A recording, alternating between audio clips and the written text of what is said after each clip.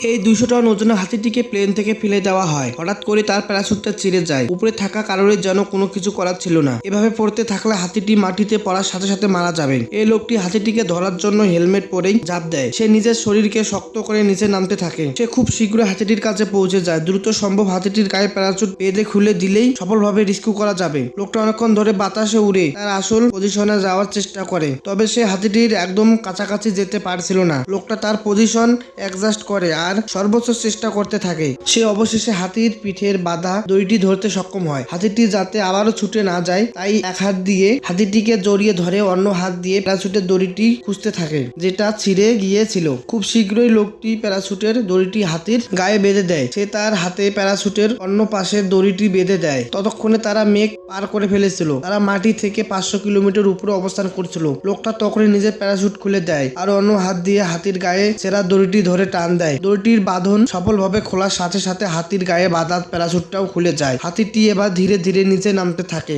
আর লোকটাও হাতিটির প্রাণ বাঁচাতেও সক্ষম হয়। আর এজন্য তার জন্য একটি লাইক হয়ে যাক।